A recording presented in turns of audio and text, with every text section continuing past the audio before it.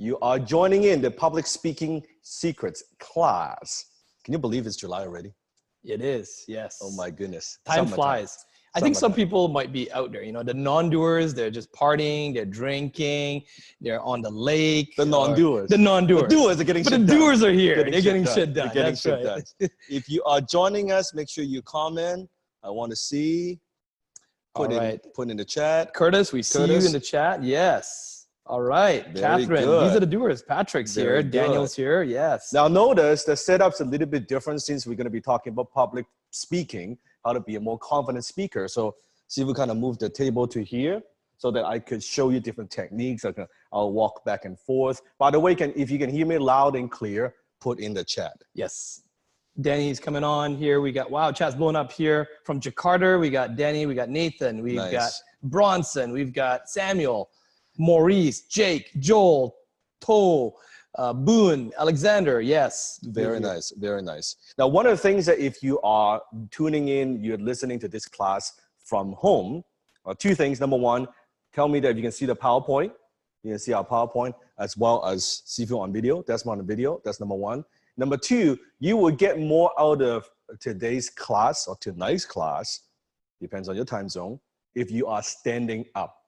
Because I'll be teaching you different techniques, then you can kind of go alongside. While you're taking notes, sometimes maybe you're taking notes, but if you follow along, you'll get more out of it. Because there's one thing to just listen passively, but it's a whole other thing if you actually do it, right?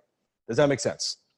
It does. Yes, awesome. And you see I do it back and forth because I want to see your comment. That's right. And make sure you ask good questions on the call. The quality of your questions will determine the quality of the answer. Usually, if you can ask a question, don't write a long story, write something that's succinct. In your first 1 or 2 lines, quickly get to the point. What is it you're trying to ask, Sifu? I'm going to be moderating here on the chat. I'll be looking out for those good questions, and then I'll be tapping Sifu on the shoulder to address those questions. So if you can ask good questions, we will help you get some good answers. Make sense? Yeah. Right. Good. How many of you have done some public speaking in the past? Maybe when you were in school, you had to present, you had to do some kind of presentation, or at work, you had to present to some kind of a group, or Toastmasters, or even speaking professionally. Many of them said yes, you know, from high school. For business. For business, yes. Somewhat, yes. College, yes. Very nervous. Sifu, isn't there a statistic that says that people are more afraid of public speaking than dying itself? Right. That's right. People rather be, people talk about at funeral, people would rather give the eulogy versus, would rather die being in a coffin than giving the eulogy. The eulogy, wow. Statistic shows. So tell me your biggest challenges when it comes to public speaking. What are some of the things that you want to get out of tonight's class? So Catherine wrote, public speaking equals public humiliation. Very tense. Yep. Danny says usually he's feeling very tense. Okay. Yes. What else? Tell me, what else? How to get the content interesting. Okay, content interesting. Good. I'm going to teach you that. Nervous, fear of running short of words. Fear of running short okay. It's kind of forget what to say, right? Shell says closing on stage. Closing on stage. Okay. We're going to cover a little bit of this, but that's too big of a topic to cover in a 2-3 hour class. Curtis says not focusing on the audience, but about how I sound, how I look, more confidence, stuttering, increasing memorability. Okay, so forgetting what to say. Okay. Yep. How to be my authentic self on stage, how not to cry too much. How to stay on topic. Yes, that's good. Speak from subconscious mind, more professional sounding. Very, very good. Very, very good. And these are very common challenges from anyone that's present or that's presenters, speakers, right? You get a little nervous, you know what to say, how do you look, how the audience perceives you. And most of the time, a lot of this comes from childhood programming, because you think about back in school, right? When you have the teachers standing in front of the class, we were taught to learn, right? In a certain way. Let's say in the Asian culture, right? You don't say anything. You don't say anything. You don't put up your hand. No. You just take notes, and then you bow in the beginning of the class. Or do you do that, right? Yes. Right, and that's it. So a lot of that is cultural conditioning that we were not giving the chance, the opportunity to kind of stand out, to be in front of the room, to share ideas, your thoughts, right? So Steve's got a lot to share with you. If you're ready, put in the chat. Tell me you're ready. Yes? Yes, ready, ready, ready. Very good, very good. Okay, so how to have unshakable confidence when speaking to a group of people. The very first lesson I want to share with you is this. Write it down. All speaking is public speaking. All speaking is public speaking. The first thing you have to get out of your head is, oh, if I'm speaking to a group of people, 5 people, 10 people, I should be very different versus speaking to one-on-one. Right. No. If speaking to one-on-one, that is public speaking. Okay, you're speaking to a group of 2, that is public speaking. You're speaking to a group of 100, 1,000, that is public speaking. It is the same. So in your mind, why you get nervous, because in your mind, you have this kind of this idea of, oh, I speak a certain way if I'm one-on-one, but the minute I'm stage, oh, I need to be like completely, totally different. That is simply not true. So all speaking is public speaking. So let's talk about secret number 1. And that is this. Speaker is made and is not born. Say with me. Speaker is made and is not born. Because you may think, well, you know, Sifu, some people, they are naturally born. They have a lot of confidence and they're naturally charismatic and they're naturally very good on stage. There's some people that you may perceive that that's who they are. That's what they're like. They are always this confident, right? I think when you met me, I'm fairly extroverted. Extroverted, yeah. But I remember with the first few times you put, I think about 6 months worth of you putting me on stage. About first 6 months. You know, Sifu put me up on stage 6 times, maybe 8 times, you know, once per month, every month. Yeah. And I was terrified each time. So this, it's very good one-on-one. Yes. To him, that's no problem. You can do it all day. Like, that's no problem. But somehow when you're in front of people, yes, right? Because in your mind, you think that's different. Or I would get up there and I would ramble. Yes. I would pace. I did all the, I try to tell bad jokes. Bad jokes, yes. No one laughs. You know what? Yeah. How many people tell bad jokes and no one laughs on stage, right? You thought it's funny, but no one thought it's funny. Yeah. Yes. And I did all the classic mistakes. Yes. Then you showed me, you know, how to you broke it down. That's right. Okay. So pay attention. He's going to show you just a fraction of those, and if you can apply it, let's Sifu prove that to you, okay? So you see Sifu presenting today, TEDx, right? Yeah. Speaking to thousands of people. Australia, we're going to November. StartCon. We're going to Australia, StartCon, 4,000 entrepreneurs. Yes. Right? I'll be one of the keynote speakers alongside with some amazing CEOs, entrepreneurs. And right? it's being negotiated where you're one of the main panelists deciding the $1 million winner as well too. I'm going to be also investing some money, like taking on, like looking at what, kind of like a Shark Tank type of kind of setup. Yes. People pitch us a deal and I'll see if I want to invest. So let me prove to you. This is Sifu today, right? This is Sifu many, many years ago. So I want you to take a look at the picture. There was Sifu back in Toastmasters when I was probably, I don't know, 20 years old, 20-something years old. Many, many years ago. So I want you to look at the picture and tell me about this man. Tell me about this young man. How would he see? Just describe. Glasses. Glasses. What else? Studious. Nerd. Cute. Nerd. No, don't pull any punches. Spiky hair. Nervous. That's right. You can tell. He's a little nervous. What else? Insecure, yeah. Nervous. Teenager. Scared. Insecure. Uncertain, yes. Shy. You can see, like, you know, you can see the shy. Not confident. Right? Not 100% confident. That's correct. Yes. He needs a makeover. Yes. Looks right? Super young and super young experience, right? Hesitant. The smile is more to cover up the nervousness, right?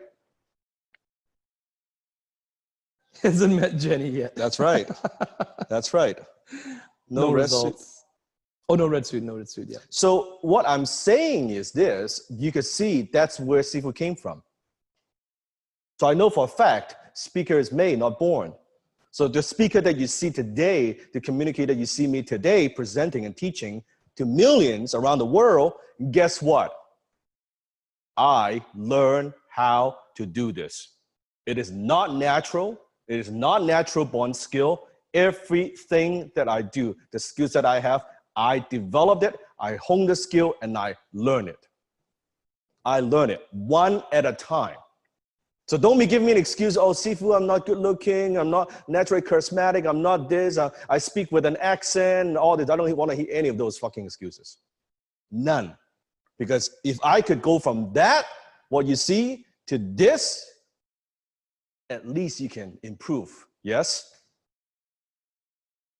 That's where I came from. So from there, when I joined Toastmasters, then later on, now first you have to understand, when I joined Toastmasters, my goal was never to be a speaker. My goal was very simple. My goal was simply to improve my English. That was it.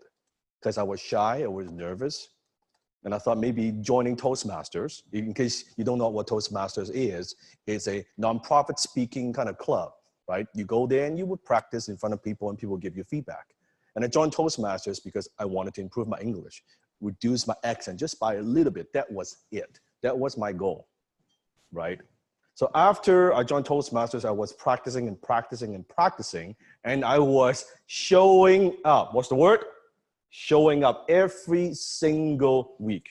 Every single week I would do something. Every single week I would present, I would do a speech, I would volunteer, I would do something. After about 3 to 6 months of that, now in Toastmasters, they always give you these little forms, kind of feedback form. After you do a speech, people could give you a little bit of feedback. Yes. Right? And they would say, so at first couple months, they'll say, oh yeah, you know, you could improve on this, and maybe you should do this, you should speak a little bit louder, or you should speak a little slower, you could do whatever it is, right? They'll give you a feedback. After about, I don't know, 5, 6 months or so, people started giving me feedback. Listen to this. They would say, oh, great job. The feedback got shorter and shorter. Outstanding. You are natural. Give me a fucking break. There's nothing natural about what you see there, right? But you're natural. And I'm like, there's nothing natural about what I do at all. If anything, it's very, very unnatural, and I force it. I make it natural, right? And from there, people thought, oh, you know, maybe you've got something. I remember there was the president of the club back then running Toastmasters. Yes. He said to me that, you know, Dan,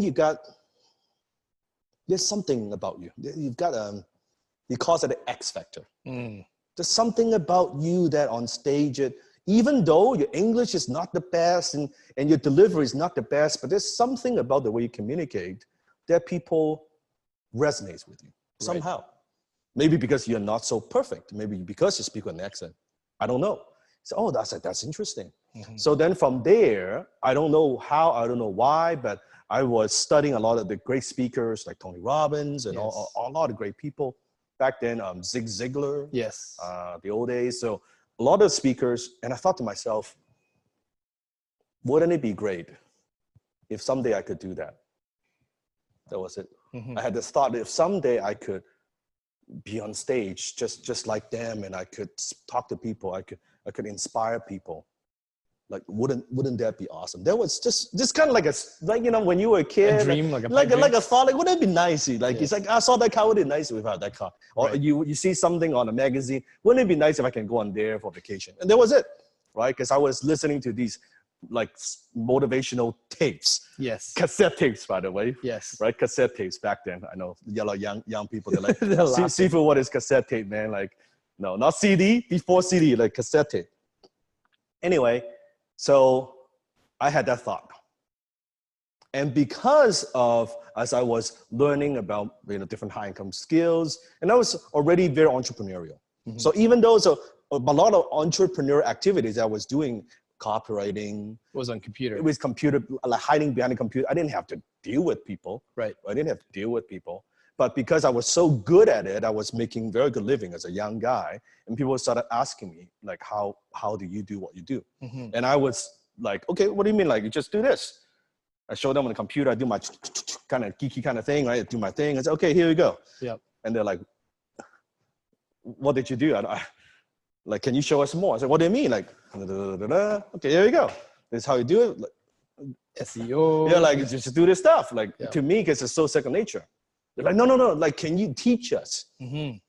I said, what do you mean, like, teach you? Can you do some kind of a workshop? Right. Like, speak to our people. Is that when you discovered you really enjoyed teaching? I actually, that's a good question. I enjoy teaching. I later discovered, but I actually enjoyed teaching back when I was already in high school when I was learning martial art, mm-hmm. and I was already teaching martial art in high school because I got bullied, right?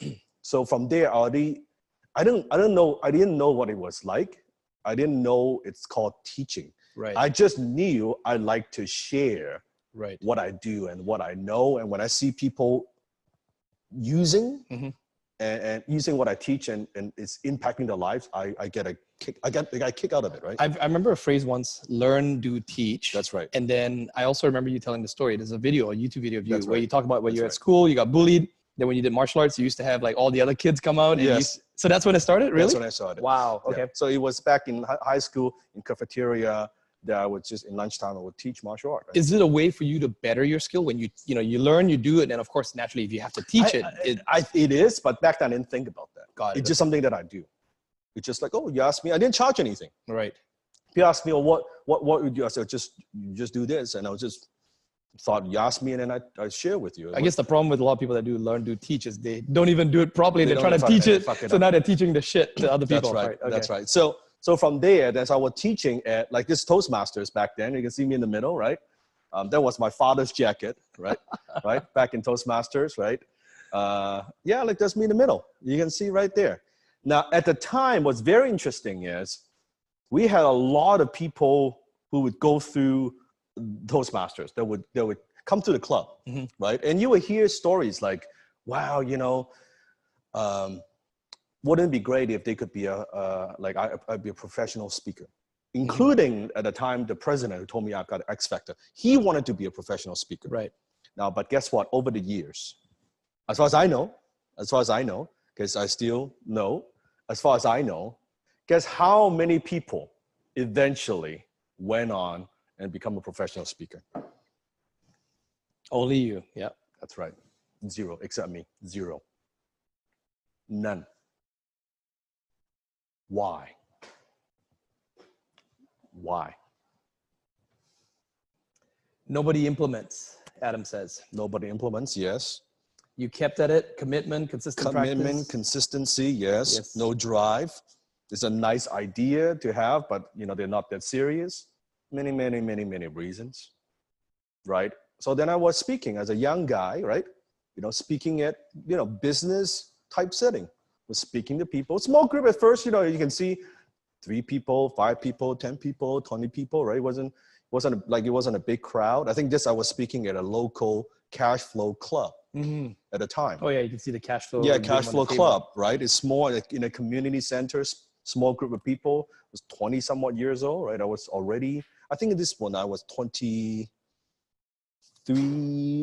4, maybe something like that. You had probably a better suit, I think, already by then. A little bit. Right. So at the time, so just think about that.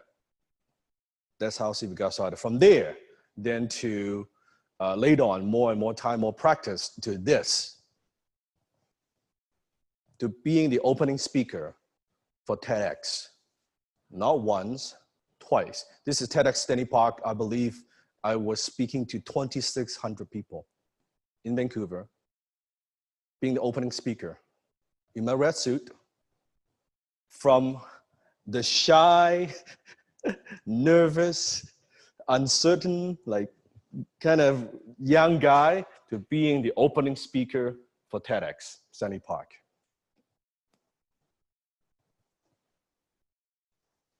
A speaker is made. It's not born. I made myself a great presenter and speaker. Took many years, many years. And over the years, I've learned a lot of lessons. I'm going to teach some of the most important lessons that I've learned with you tonight. But I want you to know, doesn't matter if you're speaking with an accent, doesn't matter if you're not tall enough, doesn't matter if you're not articulate enough, doesn't matter if you lack confidence, doesn't matter if you get nervous, none of this shit matters. With practice, with the right training and coaching, you could get, now, are you gonna get to this level? Maybe, maybe not. Yeah. But at least you could get better, yes? You get just a little bit better. Yes. I know one thing for certain, Sifu, because you gave me that opportunity to learn how to, speak publicly. I may not be as good as you, but I know certainly for a fact that I'm able to, when I'm put on stages, I can get up there, I can MC, I can do different things. So it may not be a high income skill for me, but the confidence is definitely conveyed through. I see the world in a different way. When I go and I see speakers now, I understand differently about what they're doing up on stage. And think about your own life. How many opportunities you missed because you didn't have this particular skill set?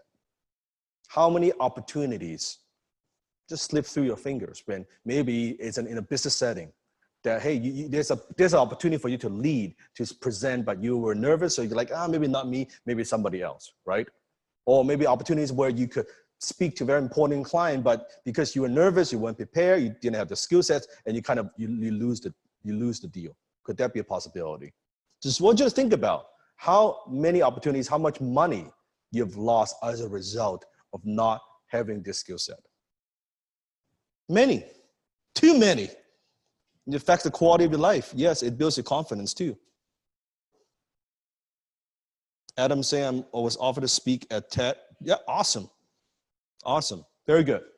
So what's secret number one? A speaker is made and not born. Made. Right? Is made. Okay. So as a speaker, this is Darren LaCroft. Now you may not know who Darren is. Darren is actually world champion speaker for Toastmasters. One of the years. Meaning that out of worldwide 25,000 contestants. And he's the number one. Number one. Worldwide. So wouldn't you say that's pretty good, right? Not only you have out of all the clubs from all over the world, but out of the 25,000 in a local level, club by club, district by district, beating everybody, world stage, and to become the number one world champion speaker, yes? Impressive. Very, very impressive, right? Very impressive. And guess what, many years ago, that was so many years, this is many years ago, you can see a post that he did. He was growing a speaking business. He saw me spoke at a conference, right? And the time was already pretty successful. He saw what I did. He asked me to be his mentor. I was the one who told him to be on YouTube. And you can see a little thing that he said. Can you see? Yeah. Many years ago, I made a great decision about consistency. Due to coaxing from a marketing mentor, Dan Locke, I created a habit of putting up one video a day on YouTube. Though I did not have a perfect track record of that, I have consistently added many each week. I'm not exactly hitting the goal of one each day, but this has nevertheless brought me marketing momentum over the years.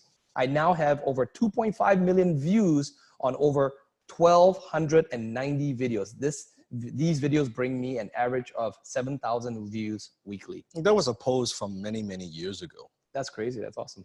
But what I want to share with you, you don't know once you have the skill. Who'd have known from that kid? All I wanted to do was improve my English and reduce my accent. Right. To then coaching the world champion, like the speaker champion of the world. Like just think about the journey. Isn't it insane? Anything is possible. Anything is possible in life, right? So I want you to just remember everything I'm going to teach you. I want you to look at both pictures. From this to that. Tell me about the man, the Sifu that you know today in the red suit. And it's coming in on the chat here. Powerful, polished, certainty, confident, speak with conviction, tall, authority. I'm not going to read that one. Posture is totally different. Clarity, empowerment, evolution, look like money, well known, can move mountains, a role model that I look up to. World number one, the king of high ticket sales. Don't give a fuck what anyone else thinks. Clearly well practiced. Progress, brave, authority. Progress. Maybe you started off like what Sifu was like many years ago. Maybe you're a little bit better. Maybe a little bit worse. Doesn't matter. Doesn't matter. You just need to forget comparing yourself to everybody else. Who should you compare yourself to? Yourself. You want to be a better version of yourself. You want to be just a little bit better as a speaker. Forget trying to compare yourself to me, to anybody else. Forget that. Compare that to yourself, to the you yesterday, to the you a month ago, to the you a year ago. That's the only competition you need to worry about. Forget everything else. Makes sense, right? So secret number 2, eliminate stage fright. Now, how do you eliminate stage fright? How many of you get nervous when you have to present, especially before you go up to stage or before kind of step in the front of the room? And you get sweaty palms, you get nervous, Dizzy, or you like can't you breathe. breathe very fast, Yeah. right? Or you're sweating, right? How many of you experience that, right? This is the worst for me here. Yes. Mm-hmm. I forget everything Forget about everything what I was about to say. Yes, that's right. Okay. I get scatterbrain and I forget everything. Yeah, scatter. So now, oh, you're worried too much. I'm gonna say this. What should I start off with? All these things, right? So let me cure this once and for all. Stage fright occurs because you're more concerned about yourself than your audience. It's very simple. I used to have huge, like some terrible stage fright. I would get very, very, very nervous because whenever I have to go on stage, I would remember when I was in high school when I couldn't speak a word of English, right? So I would remember a lot of those scenarios. Oh, they're gonna laugh at me. They're not gonna understand what I say, and then they're gonna laugh at my accent. People are not gonna react to you. They're not gonna react to you. They're not gonna pay attention. Like a lot of these stories in my mind. And I notice whenever you get nervous, whenever I get nervous, it's simply because you are focusing so much on yourself and not on your audience. It's very, very simple. Why do you get nervous? Because before you walk up to the stage, before you present, what's going through your mind is this: are they gonna like me? Am I gonna be well received? Do I look good? Do I sound smart? All these things. What if I forget what I say? What if I forget? Which again, same thing. What if I embarrass myself? Whenever you get nervous, the only reason you get nervous is because you're focusing on yourself and not on your audience. The minute when I got that, when I kind of put myself, just put that aside. Put your audience first. Put your audience first. You notice your nervousness, your stage fright dramatically reduced. Dramatically reduced. When you're only focusing on, okay, what's the outcome that I want my audience to get? What I want them to walk away with? What's the value I'm delivering? Does that make sense? The minute you stop focusing on yourself, just focusing on the audience, you see you're a lot less nervous. Because all this, tell me if it's not true. Everything that you're thinking about, anything that makes you nervous, guaranteed, tell me, it's all you. It's all you're focusing on yourself, you get nervous. Period. Right? But when you're focusing on the audience, you don't get nervous. Because you don't really care. You're not focusing on, do I look good? Do I sound good? Do I look smart? No. I care about if my audience is getting value. I care about if they're walking away with something. I care if they get it. I care if I help them. I care if I even make some kind of impact, transform their lives. That's your number one focus. Then this stuff, all the me, all your ego, put aside, get out of the way. Get out of your ego, write it down. Get out of your ego, get into your audience's ego. Get out of your own ego.